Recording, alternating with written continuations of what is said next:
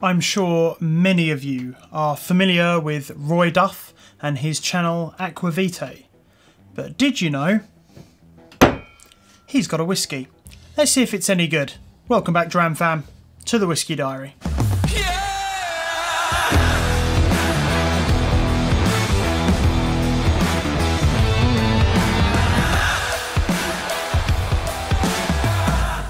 As I mentioned in the intro, this week we are taking a look at this. This is a 10-year-old whiskey bottled by the Loch Lomond distillery for Aqvavitae. This is of course a Highland whiskey. It is bottled up at 54.9%.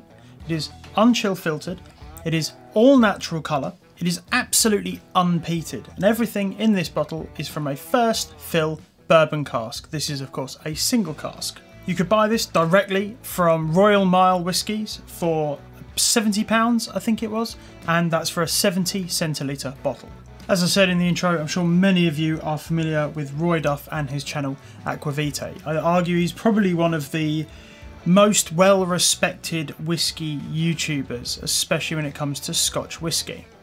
Now, he's obviously teamed up with the Loch Lomond distillery to bottle this. I'm a supporter of the Aqvavitae channel. I also paid for this out of my own pocket. This was available to his Patreons for a limited time before it went on general sale, and I do believe it's sold out. Now, the only reason that I'm reviewing a whiskey which is hard to get hold of, because many of you know that's not really my thing to do. I'll usually try and review whiskies that are fairly easy to get hold of, but I don't think this is going to be the last that he does, and I thought it'd be really good to review something now so that you can keep an eye on it for later. And I would really like to support Roy. Big fan of his channel, big fan of the community that he builds around whiskey, something that I've recently become more of a part of, and I'm really enjoying it. So cheers, Roy, thanks for that. So let's go on to tasting it, shall we? Immediately, the nose is very light and balanced. Vanilla, caramel, toffee, a really nice red apple note coming through as well. Like, it's not a super fruity whiskey. Definitely sits more on like the vanilla, caramel, toffee side of things. There's a really nice red apple note that sits underneath. A bit further into it, I get a little bit more rye bread, like freshly baked rye bread. It's not a spiciness, but I mean, this is quite common in like a first fill, a good quality first fill bourbon cask. Especially some of those peanut notes as well. Generally lovely. Onto the palate. Initially, hot and sweet. There's definitely that, you can taste that 54%. It really kind of swells, but it's really nice and sweet. There's those caramel and vanilla notes really do kind of sit forward. As the palate develops, those rye notes come through, quite nice cereal, but it's like quite a savoury cereal note. It's kind of developing into a coffee note, but like a really earthy coffee, not like not like sweet Starbucks coffee. The palate, really nice kind of balance of dry and sweet. Getting some nice cinnamon notes coming through. Not like, again, not like a sweet cinnamon, like a nice dry, spicy cinnamon. A bit more of those coffee notes kind of sitting around, along with that rye. Yeah, and on the tail end, like nice toffee sweetness that just kind of lingers in the background.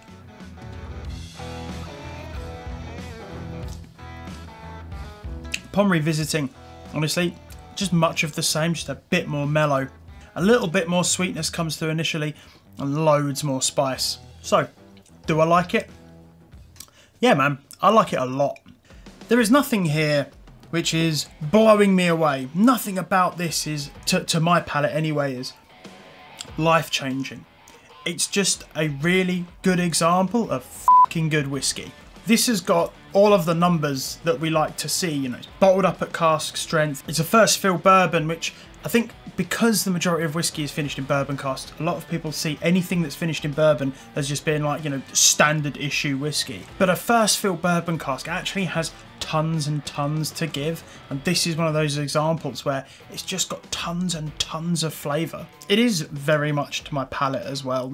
I mean, quite honestly, I would put this as one of the most inoffensive whiskies I've ever tried. It's just so right in the middle of everything. It's balanced right across the board. This is pretty much a whiskey for anyone. Very much for those that are maybe, you know, you've gone through your supermarket stuff and you're looking to spend a little bit more money on something a bit more special. You like a bit of everything, but you're not looking for heavily peated, you're not looking for heavily sherried, you're not really looking for any bold and out there cask finishes. You're just looking for a really good quality whiskey that's super approachable. This is it. My only criticism maybe is the availability, but that's what you're going to get with a single cask.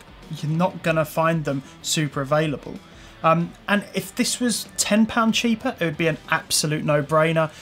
£5 cheaper would definitely make it a bit easier, but I do understand, you know, this is to support another creator. On those grounds, I'd buy it again anyway. I'm a massive fan of everything he does, but yeah, just a fantastic, good quality whiskey that I would pay £70 for again. I say that when you kind of stack it up, £70 is about what you'd be looking to pay for a good quality single cask whiskey. And that's exactly what we've got here. Nothing to complain about, really. I'll drop a link to Roy's channel, Aqvavitae, in the description down below. I was actually on there doing a blind tasting a couple of weeks ago. That was really good fun. Really changed the way I think about tasting whiskey. But anyway, that's enough from me. Thank you all very much for watching. If you've liked this video, please do drop a like down below. And if you'd like to support the channel, please do consider subscribing. Let me know down in the comments if you've picked up a bottle of this. I know quite a few of the other Whiskey Tube lot have. I'd be really interested to hear their thoughts on it as well. And on that note, Slàinte mhath.